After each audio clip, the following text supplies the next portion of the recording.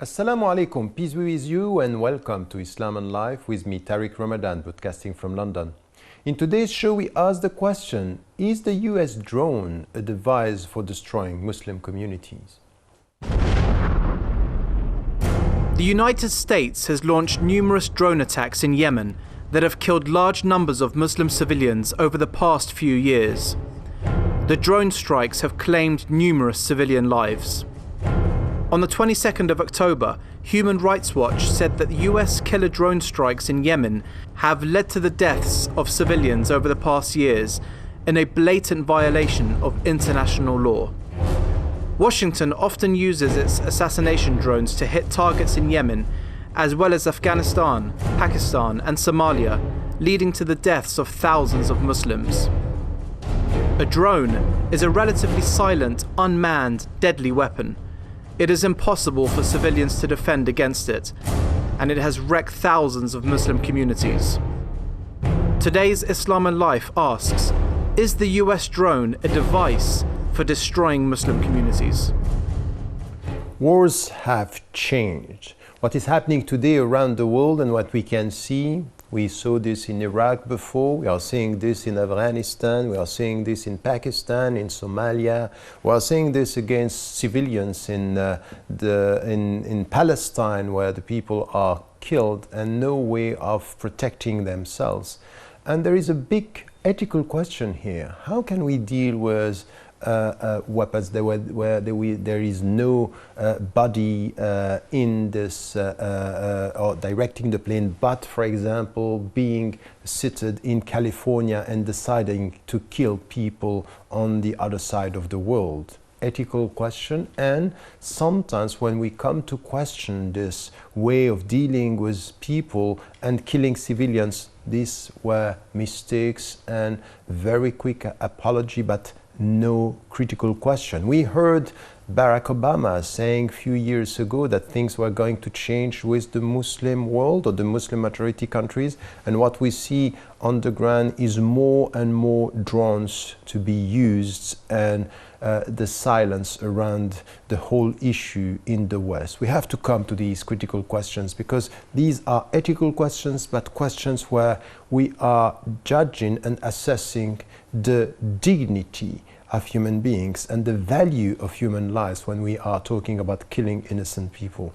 Questions that we have to tackle, and to answer all these questions I'm joined by my guest, Middle East analyst Zaid Al-Issa. Thank you so much for being with us today. Thank you for inviting me. Let me start with the big picture. When did it start? When do we have to deal with this drone issue? Because it's as if today it's used everywhere by very powerful countries, but a few years ago we are not aware of this way of dealing with wars. Well, I mean, we must appreciate that there has been a dramatic surge, a dramatic soar in actually the reliance on those drones. They are heavily relied upon, particularly by the Americans, as the favored weapon, or what they call the weapon of convenience.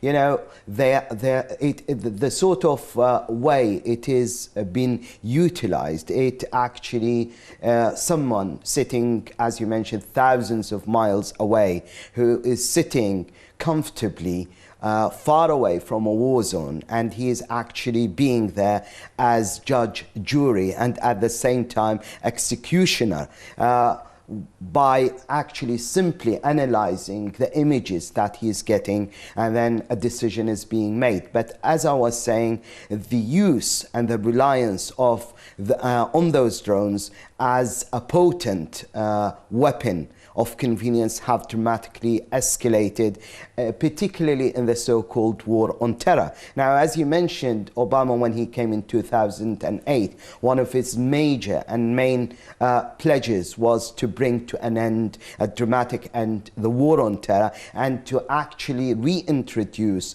the rule of law into the war on terror. That means reintroduce or restore the respect of the law in terms of dealing with those terrorists, and that hasn't actually materialized, because on the contrary, Bush have publicly and openly declared that all Americans should take up arms in order to protect civilization in the face of the threat of terrorists. What Obama has done is carried on, not only carried on, he has actually dramatically escalated the same war on terror, but he has done it in the shadows. That means he has carried on and intensified the scale of that war, but it's not in the same, not openly or publicly. Yes, I think that many people, even if we listen to voices in the States, are very disappointed with what was the policy promised before and what is happening now on the ground. Let me take step by step all what you are saying, because these are things that are very important. So we are talking here about something which have been increasing over the last 10 years, where really after the war on terror. So there is a connection here. And you were saying something which, in fact, at the end, you know, they are targeting some people and saying they are terrorists, and in with only the label, they are terrorists, it's as if we can do whatever you want. We saw even this with the story about bin Laden. They can catch the people, but they don't want, they kill the people, and they tell us, so this is the way we have to deal with terrorists. It's as if we are not dealing with human beings. Now, the point that you are making, which is important, is that we are here talking about a gray area, or even a dark area, a dark hole where it seems to be no rules. So tell me about this drone issue.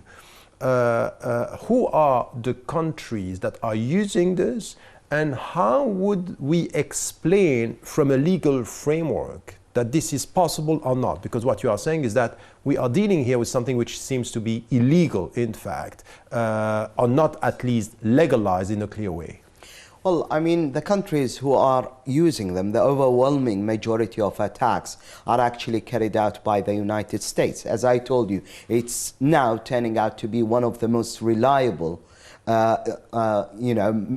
reliable weapons, potent weapons used by the United States. They also have been used in Gaza, and the areas or the theaters of war that the Americans are using them are actually countries, sovereign countries and independent countries like Afghanistan, like Pakistan, like Yemen, and also increasingly in Somalia. They have been used in Iraq, that is before the end of occupation, but now there is an enormous focus on the areas of Afghanistan. They have been used increasingly in Yemen and also recently in Somalia. Now, to talk about... But there is also something which was quite important, what we can connect with what is happening in Egypt, in Sinai, that we had people and drones being seen over there, saying that there is a connection between what is happening in the region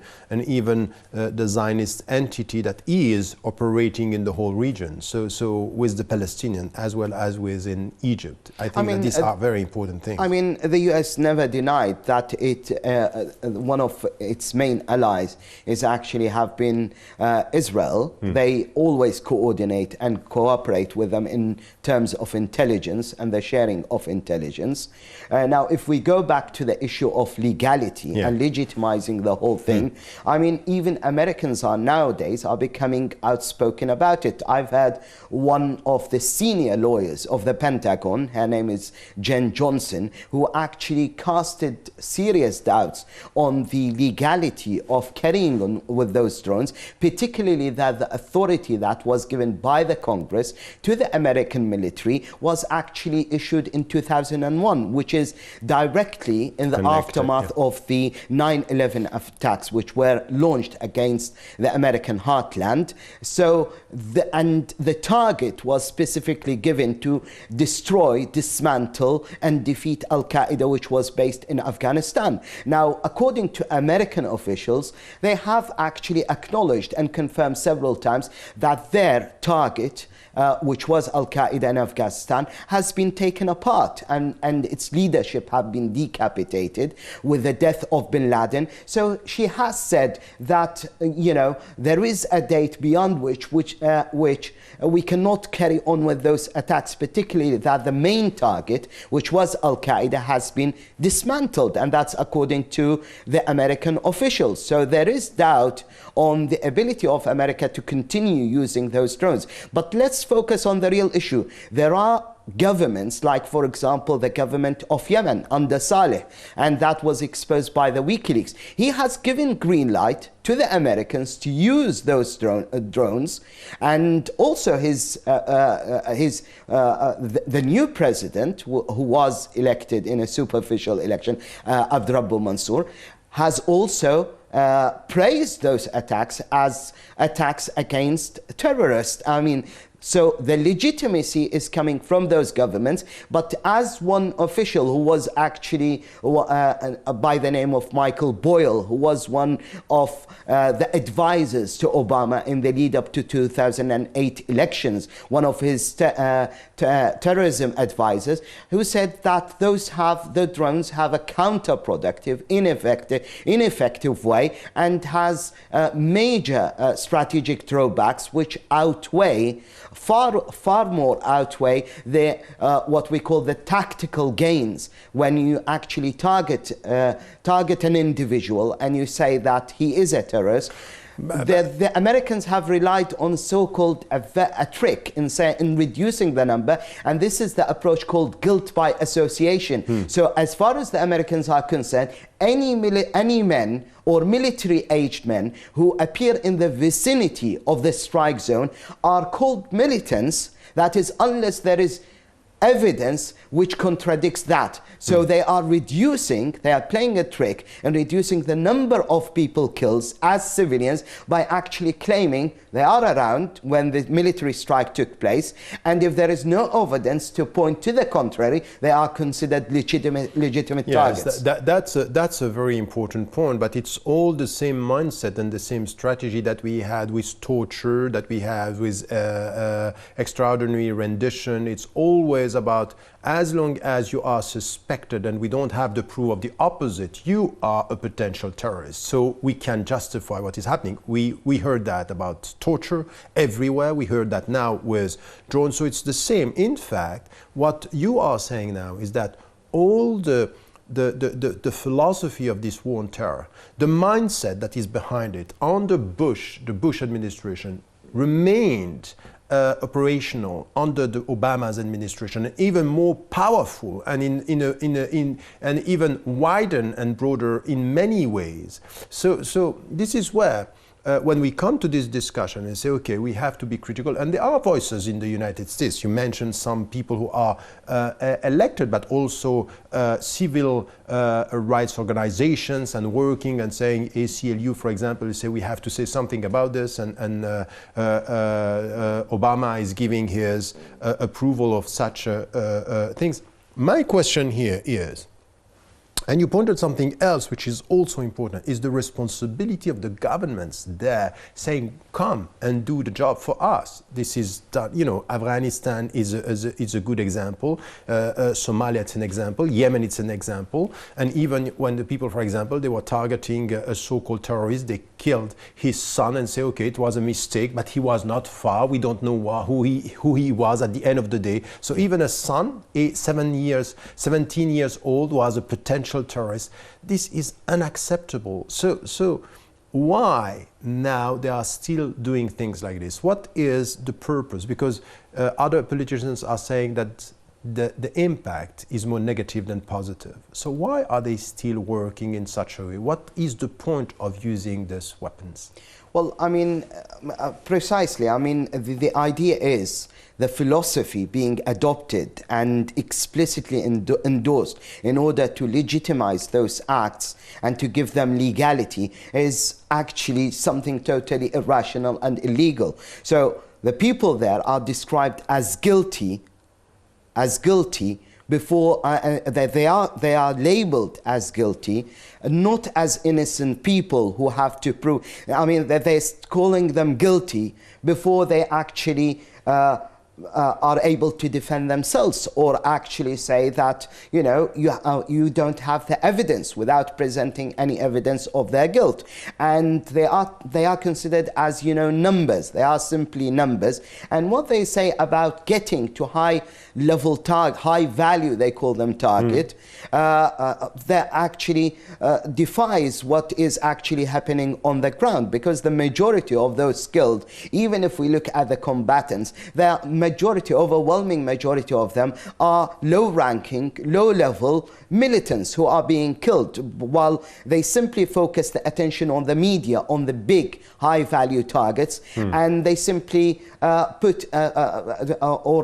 try to cover up the huge numbers of civilians that are being sacrificed or are being killed in the pursuit of those high-level targets. But so even when have a high profile, what we should expect is to arrest him and him to be judged. Is not to go and to kill the people like this. This is something that we had in Palestine, with people being killed with no judgment. This is just not the international law that we have to respect. So even when we are talking about high profile, and as you are saying, the media are saying, for one high profile killed, we have hundreds of people who they don't even mention it. Exactly. They don't even mention it. All the spotlight is on the achievement or the accomplishment. I mean, look, we got so-and-so who is high-ranking on the list of the wanted men on the Al-Qaeda list, but they do not focus their attention on how many people, how many civilians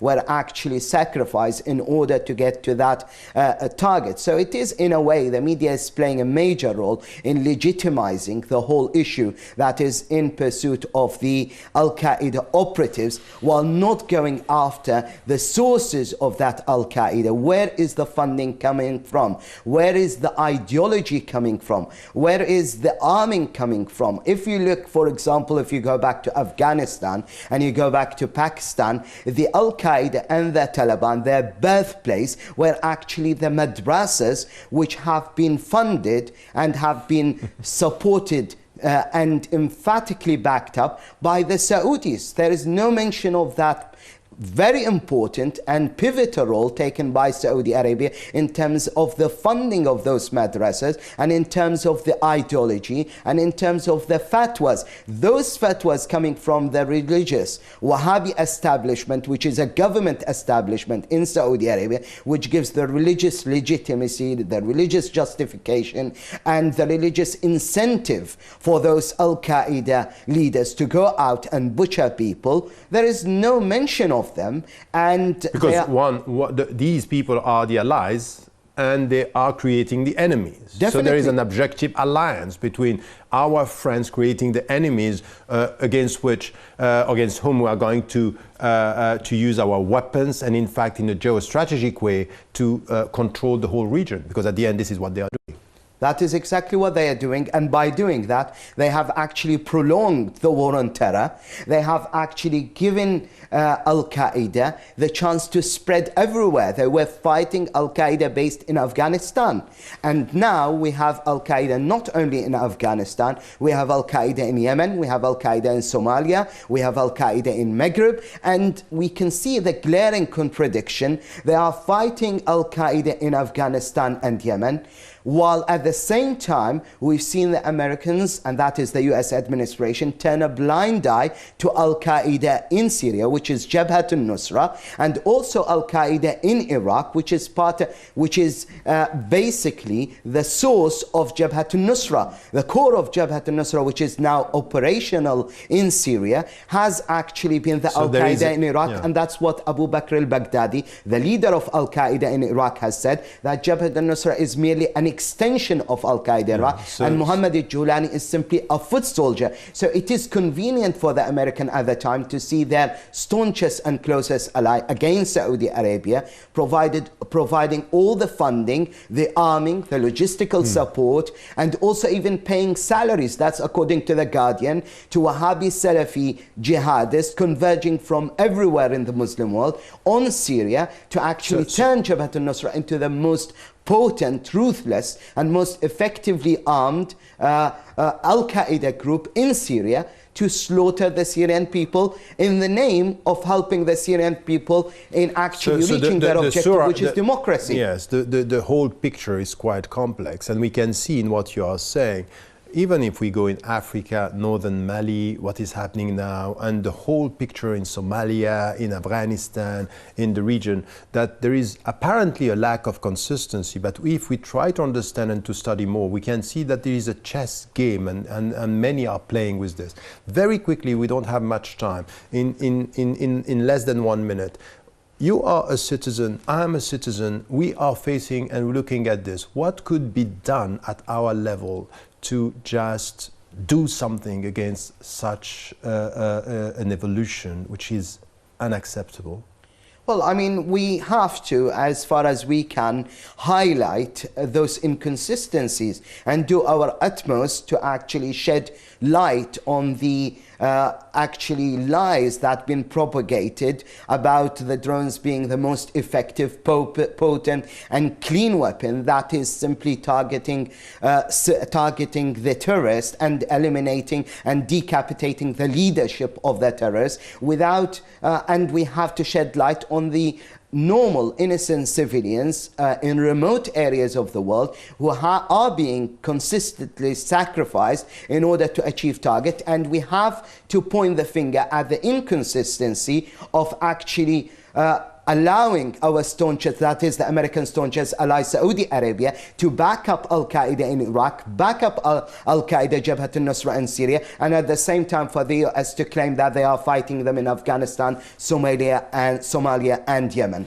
Thank you so much. Listening to all what you were saying, I think it's quite important. First, to know the history and to know also who are the countries and who are the people who are using this. We are talking about mainly the United States, but there is one first important point that you made, which is the relationship between the American administration and some governments in the Arab world that are in fact in agreement with them and helping them to operate, which once again is not only the West, it's also the Muslim majority countries and Arabs that are doing this. And the second point is to know what is happening and to be quite clear on the lack of consistency apparently when it comes to understanding what is happening on the ground. And when we study, we have to denounce this and to say that this cannot be respecting human rights in the way wars are launched today. Well, that's all we have time for. Please let us know your thoughts and your views on any of the shows you have seen, and here is the way to contact us. We at Islam and Life would like to hear your views about the subjects that we discuss. We would also love to hear your suggestions for our program, so get in touch with us. You can share your thoughts with other Islam and Life fans, engage in debate, and find out how to watch our previous shows. Follow us on Twitter at Islam and Life TV, or join us on Facebook by liking our page, Islam and Life on Press TV.